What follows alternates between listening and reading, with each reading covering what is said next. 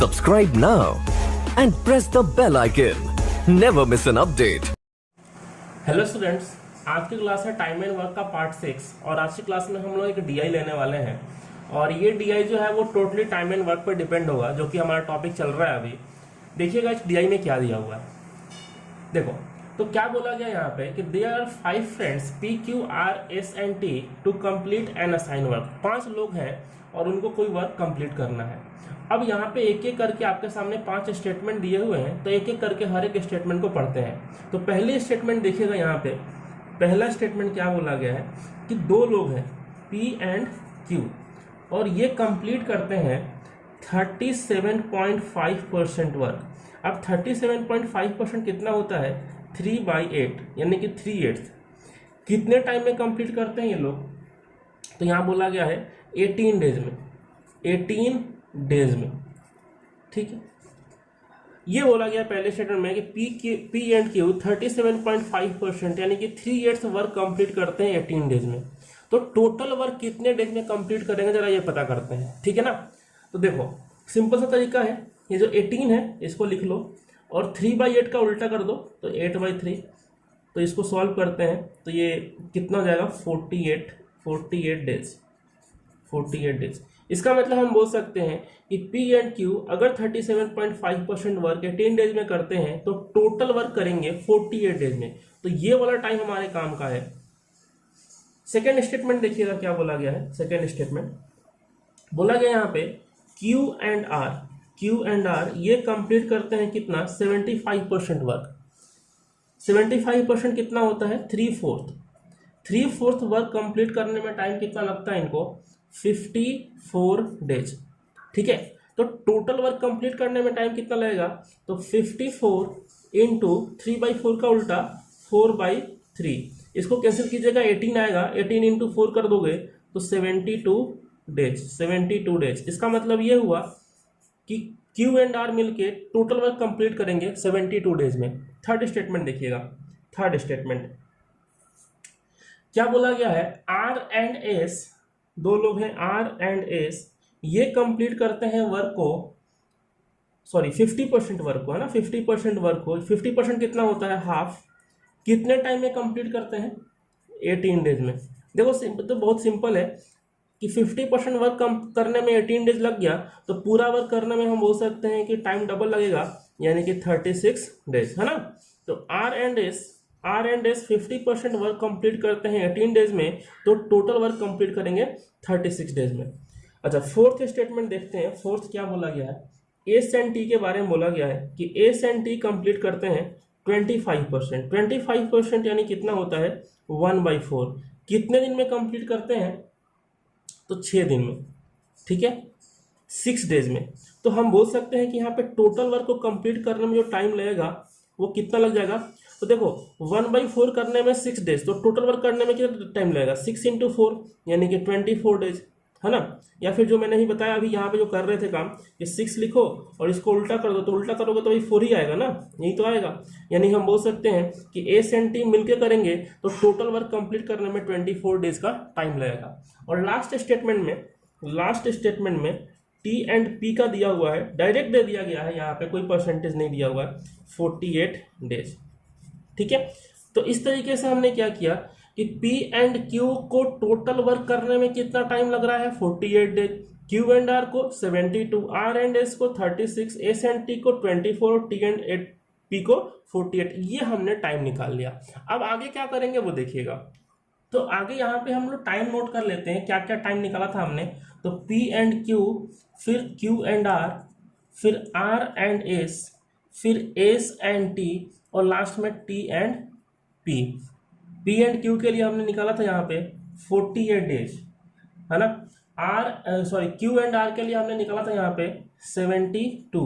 R and S के लिए हमने निकाला था यहाँ पे 36। S एंड T के लिए हमने निकाला था 24 एंड T एंड P के लिए तो दिया हुआ था कितना? 48। तो ये हमें दिया हुआ है टाइम। अब क्या करते हैं हम लोग? टाइम का एलसीएम लेते हैं, है ना।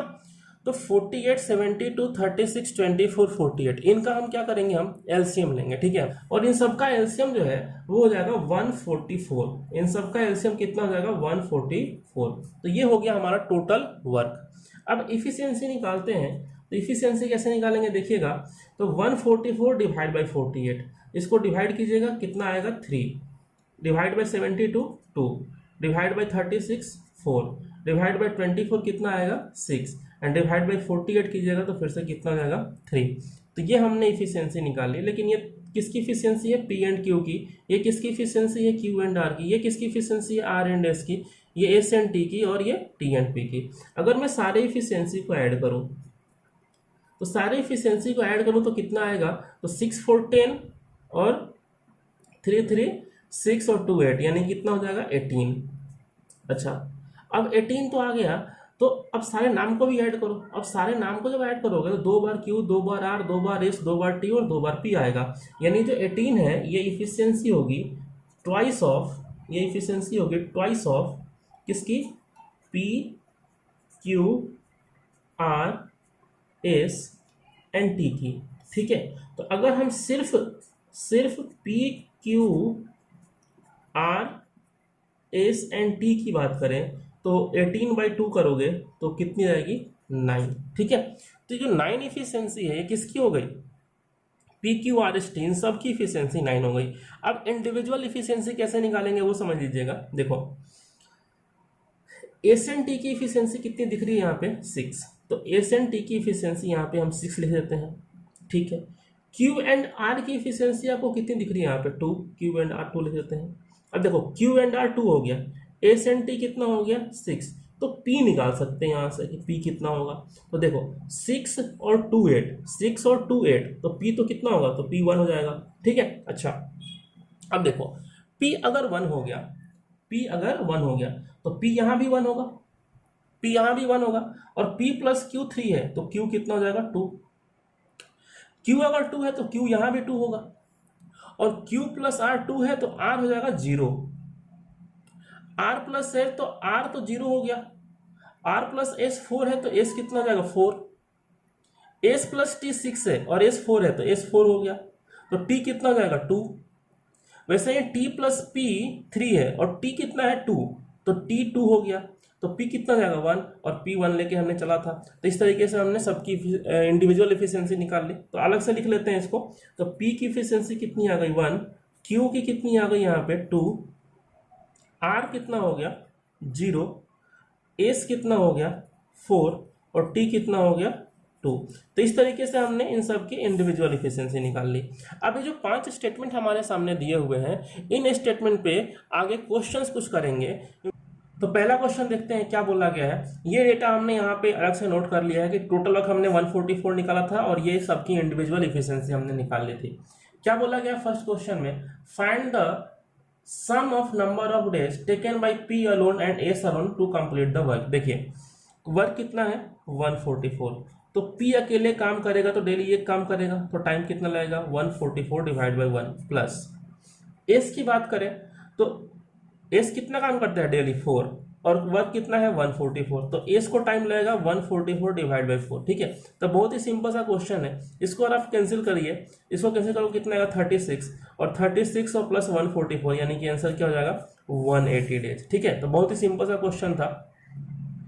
चलिए तो नेक्स्ट क्वेश्चन देखते हैं। नेक्स्ट क्वेश्चन में क्या बोला गया है, क्यू एस एंड जेड, 3 लोग हैं, क्यू है, एस है एंड जेड है, ये तीनों मिलकर किसी वर्क को कंप्लीट कर देते हैं 12 डेज में, ठीक है। अच्छा अब देखिए जेड एक नया पर्सन आ गया, क्योंकि यहाँ पे जेड नहीं है, ठीक है।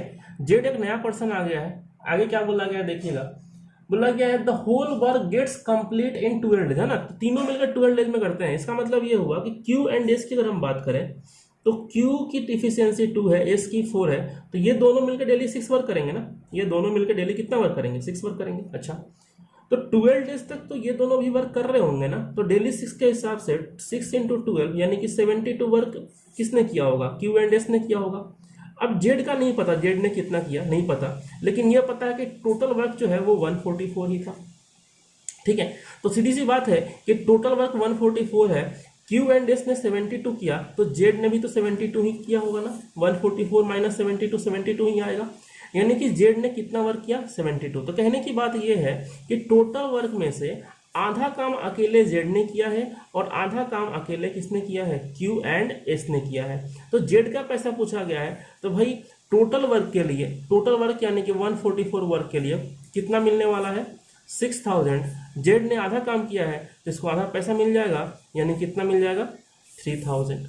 अगर इसी क्वेश्चन में पूछ लिया जाए कि क्यू एंड एस को कितना मिलेगा, तो देखो क्यू एंड एस ने इक्वल टाइम पीरियड के लिए काम किया है, तो इनको जो पैसा मिलेगा, हमें ये तो पता है कि 6000 में से 3000 इनको इसको जेड को मिलेगा और 3000 जो है ना वो किसको मिलेगा, क्यू एंड एस दोनों को मिलेगा। लेकिन इसमें क्यू को कितना मिलेगा, एस को कितना मिलेगा, तो हम क्यू एंड एस की इफिशियंसी के रेशियो में 3000 को डिवाइड कर देंगे, तो क्यू 2 है एस 4 है, तो इफिशियंसी का रेशियो हो जाएगा 1:2। तो 3000 को अगर 1:2 में डिवाइड करेंगे तो क्यू एंड एस का अलग अलग भी निकल जाएगा। और डायरेक्ट इफिशियंसी के रेशियो में यहाँ पे पैसे को डिवाइड इसलिए कर दिया क्योंकि Q and S equal time period के लिए काम कर रहे हैं। ठीक है, तो उम्मीद करते हैं समझ में आया होगा आप लोग को। देखते हैं नेक्स्ट क्वेश्चन।